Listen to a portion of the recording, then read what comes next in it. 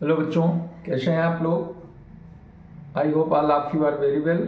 बच्चों, हम लोग डिफरेंशियल इक्वेशन क्लास 12th का कर रहे हैं, जिसमें हमने वेरिएबल सेपरेबल का एक फॉर्म बताया था। उससे रिलेटेड आज हम इसमें सीखेंगे रेड्यूसिबल वेरिएबल सेपरेबल। ठीक है, एक फॉर्म दिया होगा इस टाइप का। अगर कोई डिफरेंशियल इक्वेशन दिया है तो उसको वेरिएबल सेपरेबल में कैसे चेंज करें और फिर चेंज करके उस डिफरेंशियल इक्वेशन को कैसे सॉल्व करें। ठीक है, एक चीज तो ये हम देखेंगे, और दूसरा इस वीडियो में और हम देखेंगे कि अगर कोई ऑर्डर 2 का कोई डिफरेंशियल इक्वेशन दिया है तो उसको सॉल्व करके कैसे हमें उसका सोल्यूशन निकालना है। ये दो चीजें हम आज की इसमें देखेंगे। ठीक है, तो अगर आप ये चाहते हैं कि पूरा कॉन्सेप्ट हमको अच्छे से समझ में आ जाए तो आप बीच में कभी भी इस वीडियो को रोकिएगा नहीं, छोड़िएगा नहीं। पूरा वीडियो कायदे से देखिएगा, सारी चीजें एक एक स्टेप आपको समझ में आ जाएगा और फिर आप क्वेश्चन बड़े आराम से करने लगेंगे। ठीक है, तो आइए हम लोग चलते हैं। एक डिफरेंशियल इक्वेशन अगर इस फॉर्म का दिया हुआ है तो इस फॉर्म में कोई डिफरेंशियल इक्वेशन है तो हम उसको कैसे, यहां पर आप देख रहे हैं x भी है, y भी है, कांस्टेंट भी है। ठीक है, जबकि हमारा जो ये दिया हुआ है ऑर्डर 1 का differential equation dy by dx, इसको वेरिएबल सेपरेबल फॉर्म में हम कन्वर्ट मतलब इसको डायरेक्टली हम वेरिएबल सेपरेबल नहीं बना सकते हैं। ठीक है, तो ऐसे केस के लिए हमें क्या करना है, जो यहाँ पर हमें ax plus by plus c लिया हुआ है दिया है, इस चीज को हम एक नए वेरिएबल में कन्वर्ट कर देते हैं। इसको इक्वल टू v लेट कर लेते हैं, और जब इसको v मान लेते हैं तो v मान करके जब इसको फिर दोनों तरफ इसका डिफरेंशिएशन करेंगे, और डिफरेंशिएशन करने के बाद जो आएगा वो हम यहाँ पे v रखेंगे और यहाँ पर dv बाई dx के फॉर्म में रखेंगे, और फिर v वाले जो वेरिएबल्स हैं और फंक्शन हैं उनको एक तरफ करेंगे और x को दूसरी तरफ करेंगे, तो वेरिएबल सेपरेबल फॉर्म में आ जाएगा। ठीक है, जैसे अगर इसी चीज को हम देखें तो हम अगर इसका डिफरेंशिएशन करें तो डिफरेंशिएशन करने पर क्या आएगा, a x का 1 हो गया और b y का हो गया dy बाई dx, और ये कांस्टेंट है इसका 0 हो गया, और ये हो गया dv बाई dx। ठीक है, तो अब आप क्या कर सकते हैं, a को उधर ले जाओ, v dy by dx is equal to 1 upon a, sorry ये माइनस में आ जाएगा, प्लस में है इधर, तो ये dv by dx minus a, फिर b इधर ले जाओगे तो dy by dx is equal to 1 upon b dv upon dx minus a। ठीक है, इतना आया। अब इस चीज को हम क्या करेंगे, यहाँ पे रखेंगे, तो ये आएगा 1 upon b dv by dx minus a is equal to fv आ जाएगा। ठीक है, अभी v को क्रॉस मल्टीप्लाई में ले जाओ तो ये आएगा dv by dx minus a is equal to v fv। अब माइनस a है, इसको उधर ले जाओ तो ये हो गया dv by dx is equal to a plus b fb आ गया। ठीक है, ये कांस्टेंट है, ये v के फॉर्म में है, तो इसको हम क्या लिख सकते हैं, इसको हम लिख सकते हैं dv upon a plus b fb, ये इधर आ गया और dx इधर आ गया। अब इसको इंटीग्रेट कर दो, इसको इंटीग्रेट कर दो, तो ये वेरिएबल सेपरेबल फॉर्म में आ गया। अब इसको आप सॉल्व कर सकते हैं। तो इस तरीके का जो प्रोसेस है ये हमारा वेरिएबल सेपरेबल में रिड्यूस करने के लिए। ठीक है, आइए एक एग्जांपल से इसको हम और क्लियर करते हैं। यहाँ पे एक क्वेश्चन दिया है dy by dx is equal to 2x plus 3y minus 4 whole square. इसको सॉल्व करना है तो कैसे करेंगे, यहाँ पे हम लेट कर लेते हैं 2x plus 3y minus 4 equal to v। अब इसको डिफरेंशिएट करें both sides with respect to x, तो ये हो गया 2 प्लस 3 dy बाई dx ये 0 हो गया और ये dv/dx हो गया, ठीक है। अब यहाँ पे 2 को उधर ले जाओ, 3dy/dx is equal to dv/dx minus 2, plus था -2 हो गया, तो dy/dx की वैल्यू क्या आ गई, 3 अपॉन में आ जाएगा dv/dx माइनस 2, इसको क्या लिख सकते हो 1/3 dv/dx माइनस 2/3, ये आ गया। अब ये dy/dx के प्लेस पे ये वैल्यू यहाँ पे रख दो, ठीक है। तो ये क्या मिलेगा 1/3 dv/dx minus 2/3 is equal to ये क्या आएगा v²। ये टोटल वैल्यू हमने v लेट किया है, स्क्वायर किया तो v² हो गया। अब इसको इधर ले जाओ तो ये हो जाएगा 1/3 dv/dx is equal to v² plus 2/3। अब ये 3 उधर क्रॉस मल्टीप्लाई में चला जाएगा, dy/dx is equal to 3v² plus 2/3, तो 3 कैंसिल हो गया, प्लस 2 बचा, ठीक है। अब ये हमारा जो फंक्शन है ये v² में है, v में है, तो इसको v की तरफ ले आओ और x को उधर ले जाओ, तो ये बन जाएगा dv/3v² plus 2 is equal to dx। अब इसको इंटीग्रेट कर दो, इंटीग्रेट कर दो x के रेस्पेक्ट में, 1/3 इसमें कांस्टेंट ले लो बाहर, तो ये हो गया common v² plus 2/3 whole square is equal to dx, ठीक है। अब यहां पे क्या कर सकते हो 1/3 हमारा कॉमन है और इसको हम कन्वर्ट कर सकते हैं 2/3 को अंडर रूट करके और स्क्वायर में बदल दो, ठीक है। और ये dx ऑलरेडी है ही है, तो ये बल्कि हो गया हमारा 1/a, a की वैल्यू क्या है यहाँ 2/3 रूट में tan इनवर्स v/a, a की वैल्यू है √2/3 और इधर 3 dx, ये आ गया, ठीक। अब ये रेसिप्रोकल हो जाएगा, उलट जाएगा, तो √3/2 हो गया और इसमें भी ये आपका tan इनवर्स √3/√2v और ये बन गया 3x, ये 3x प्लस c हो गया, ठीक। ये आया √3 अपॉन √2 और यहां आया tan इनवर्स √3 अपॉन √2 और v की वैल्यू जो हमने ली है 2x plus 3y minus 4 is equal to 3x plus c, ये आंसर हो गया, ठीक है। ये हमें ध्यान में रखना है, यही आंसर हो गया। इस तरीके से हम किसी भी क्वेश्चन को सॉल्व कर सकते हैं। ये रहा, चाहो तो एक काम और कर सकते हो, इसमें √3 से ऊपर नीचे मल्टीप्लाई कर दो, तो इसका जो न्यूमरेटर है वो रेशनलाइज हो जाएगा, ठीक है।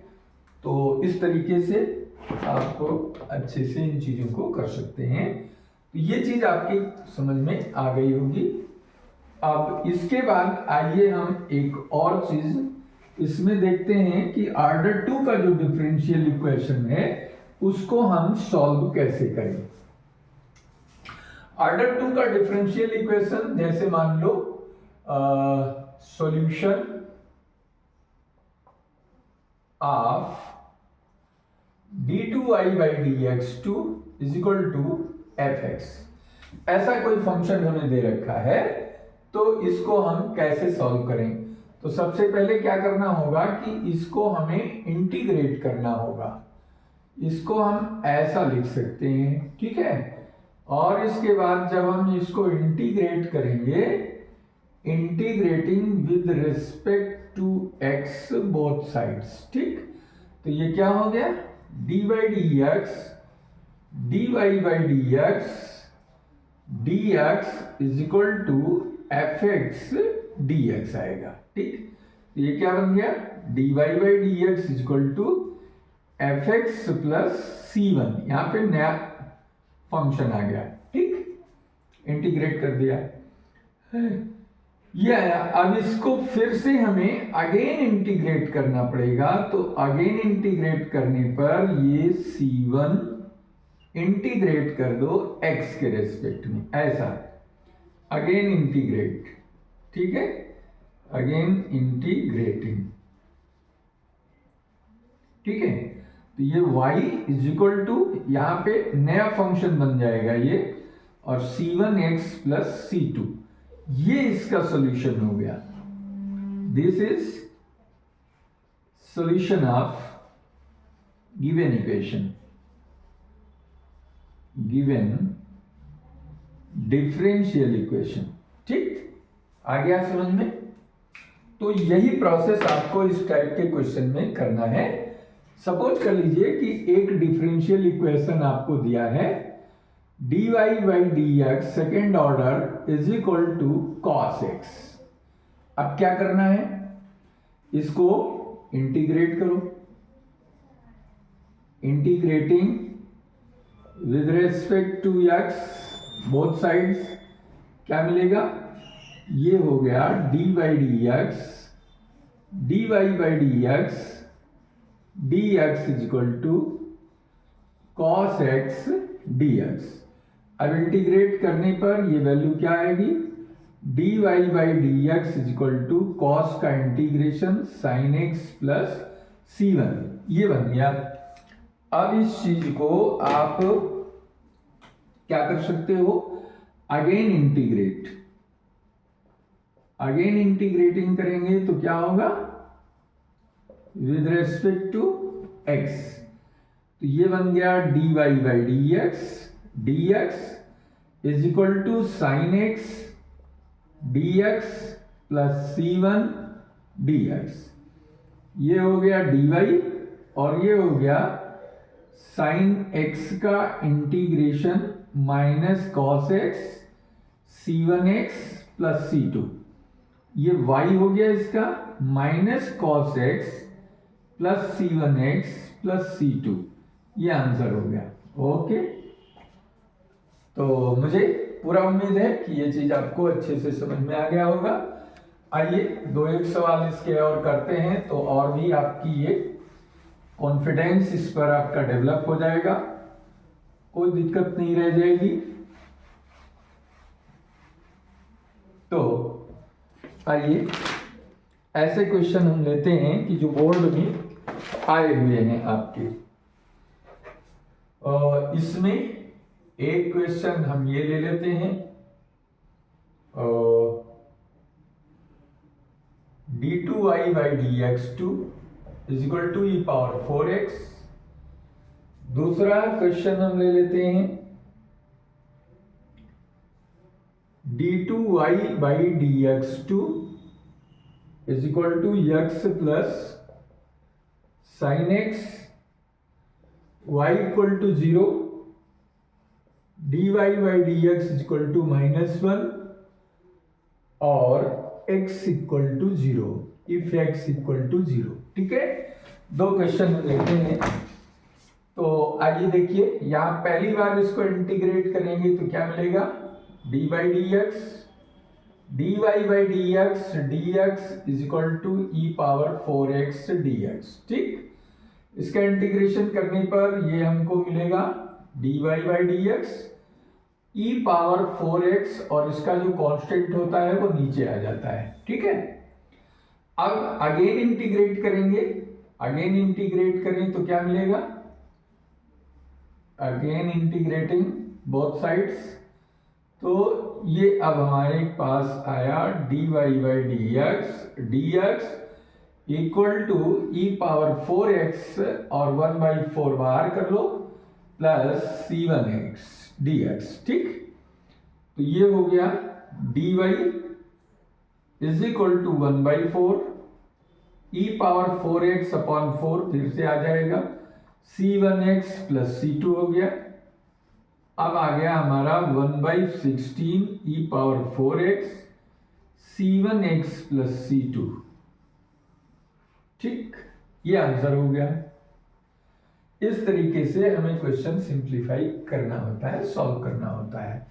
आइए इसको देखते हैं। यहां पे क्या बनेगा, इंटीग्रेटिंग बोथ साइड्स, तो सेम प्रोसेस अगर अप्लाई करोगे तो यह बन जाएगा dy बाई डी एक्स, ये बन जाएगा x dx plus sine x dx। ठीक है, तो कितना हो गया ये, plus C1 dy by d x is equal to x square by 2 plus sine का हो गया माइनस कॉस एक्स, और यहाँ पे कांस्टेंट C1 है। अब इसमें क्या करेंगे आप, dy by d x minus 1 given है, x की वैल्यू 0 है, cos x cos 0 हो गया plus C1 minus 1 is equal to 0 minus 1 plus C1, cos 0 की वैल्यू 1 होती है, तो minus 1 is equal to minus 1 plus C1, C1 is equal to 1 minus 1 0, C1 की वैल्यू 0 आ गई। अब इस C1 की वैल्यू जब यहां पुट करोगे तो this implies that dy by d x is equal to x square by 2 minus cos x plus 0, plus 0 तो अब हमें नहीं रखना है, ठीक है, 0 की वैल्यू कोई मतलब नहीं, प्लस 0 करोगे सेम आएगा, तो यहां पे लिख सकते हो C1 इक्वल टू 0 ऊपर आ चुका है। ठीक है, अगेन इंटीग्रेट करें इसको, अगेन इंटीग्रेटिंग, तो अगेन इंटीग्रेट करने पर विद रेस्पेक्ट टू x क्या मिलेगा, ये हो गया dy by d x is equal to x square by 2 dx minus cos x dx, तो ये हो गया dy इज इक्वल टू 1/2 इधर आ गया, एक्स स्क्वायर का हो गया एक्स क्यूब बाई 3 और cos x का इंटीग्रेशन sin x और प्लस C2 आ जाएगा यहाँ, y is equal to 1/6 x cube minus sine x plus C2। अब जो वैल्यू x0 y0 दे रखा है इसको यहां रख दो। ठीक है, if x is equal to 0 this implies y is equal to 0, तो ये y इज इक्वल टू 0 हो गया, ये 0 हो गया, ये साइन 0 हो गया और प्लस C2, इससे क्या मान आया, ये C2 का जो इवेल्युएशन करने पर आया ये वैल्यू 0 के बराबर हो गई। अब इस C2 की वैल्यू को हम कहां रख दें, इक्वेशन नंबर 2 में रख दें, तो यहां पे लिखेंगे putting value of C2 in equation 2 क्या मिलेगा, ये मिलेगा आपको y is equal to x cube upon 6 minus sine x और C2 की वैल्यू 0। ठीक है, यहां C2 कितना आया है, 0 आया है। ये जो वैल्यू आई ये रिलेशन ही हमारा डिफरेंशियल इक्वेशन का सॉल्यूशन है, और इस टाइप के सॉल्यूशन को क्या कहते हैं, पर्टिकुलर सॉल्यूशन कहते हैं। जब C1 और C2 की कोई पर्टिकुलर वैल्यू मिल जाती है हमको, तब ऐसा सॉल्यूशन पर्टिकुलर सॉल्यूशन कहलाता है। और यहां पर चूंकि पर्टिकुलर सॉल्यूशन हमें नहीं मिला है, C1 और C2 इंडेफिनिट है यहाँ पर, इसलिए ये सॉल्यूशन हमारा जनरल सॉल्यूशन कहलाता है। तो ऐसे सॉल्यूशन जब आपको मिलेंगे तो उसको आप जनरल सॉल्यूशन कहेंगे, और अगर ऐसे सॉल्यूशन आपको मिलेंगे तो उनको आप पर्टिकुलर सॉल्यूशन कहेंगे। ठीक है, तो आइए एक क्वेश्चन और हम टेकअप करते हैं, जिससे आपका जो कॉन्फिडेंस है वो और बूस्ट हो जाए, आप बिल्कुल झकास होकर के ऐसे क्वेश्चन कर सके विदाउट एनी हेजिटेशन। और इस टाइप से कोई ना कोई एक क्वेश्चन जरूर आपको मिलेगा बोर्ड एग्जाम में। आइए देखते हैं, यहां पर एक क्वेश्चन है,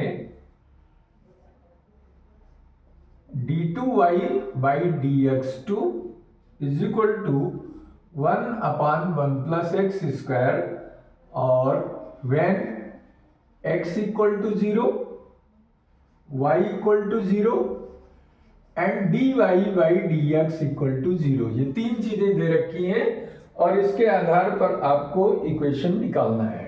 ठीक है, तो जब इसका पहले इसको इंटीग्रेट करो।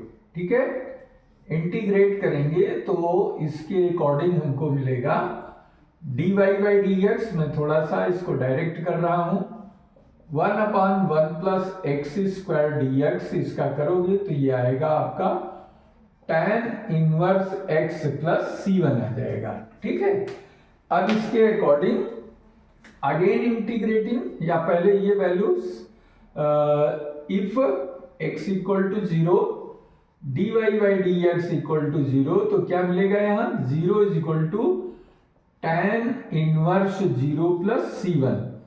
tan इनवर्स 0 0 होता है तो c1 की वैल्यू 0 हो गई, इसलिए जो सॉल्यूशन हमारा आया वो dy by dx is equal to tan inverse x आया। ठीक, अब अगेन इंटीग्रेटिंग, इसका दोबारा इंटीग्रेट करो, अगेन इंटीग्रेटिंग, तो फिर जब इंटीग्रेट करेंगे विद रिस्पेक्ट टू x तो क्या होगा, integrating dy by dx equal to tan inverse x dx। ठीक है, ये हो गया तुम्हारा dy और ये हो गया tan इनवर्स x का इंटीग्रेशन होता नहीं तो इंटू 1 लगा करके इसका बाई पार्ट्स लगाएंगे। ठीक है, तो ये हो गया tan inverse x into 1 dx। अब इसको फर्स्ट फंक्शन और इसको सेकंड फंक्शन लेकर के इंटीग्रेट करेंगे, तो इंटीग्रेट करने पर आएगा फर्स्ट फंक्शन को एज इट इज रखेंगे, सेकंड का इंटीग्रेट करेंगे, फिर फर्स्ट का डिफरेंशिएशन करेंगे इंटू इंटीग्रेशन 1 और पूरे का dx। ठीक है, ये हमने लिखा। अब ये y इज इक्वल टू आपको मिला 1 का x हो जाएगा तो x tan इनवर्स x और माइनस tan इनवर्स x का differentiation 1 plus x square upon में और इधर 1 का x हो गया। अब ये y is equal to x tan inverse x minus यहां पे 1 प्लस एक्स स्क्वायर को t लेट कर लो, 1 plus x square is equal to t, तो ये 2x dx is equal to dt, x dx की वैल्यू हाफ dt हो गया। ठीक है, ये हाफ dt हो गया, तो हाफ के अकॉर्डिंग यहां हाफ आ गया और ये dt अपॉन t हो गया। ठीक है, 1 अपॉन t dt और प्लस इसके साथ c2 आ गया। अब यहां पे क्या करेंगे आप, ये आ जाएगा y is equal to x tan inverse x minus 1/2, 1/t का हो गया log t, 1/2 log t plus c2, t की वैल्यू रख दो x tan inverse x minus half log t की वैल्यू है 1 plus x square plus c2। ठीक है, अब यहां पर x इक्वल टू 0 रखें, y इक्वल टू 0 रखें, तो ये 0 हो गया, ये 0 हो गया, half log 1 plus 0 plus c2, ये इक्वेशन 2 हो गया। ठीक है, तो 0 माइनस 0 log 1 की वैल्यू 0, तो ये हाफ इंटू 0 हो गया। ठीक है, सिंपली क्या हो गया, ये log 1 प्लस c2, तो 0 is equal to minus half into 0 plus c2, 0 is equal to 0 plus c2। क्यों ऐसा हुआ है, क्योंकि log 1 की वैल्यू क्या होती है, 0 होती है, तो c2 की वैल्यू हमको 0 मिल गई।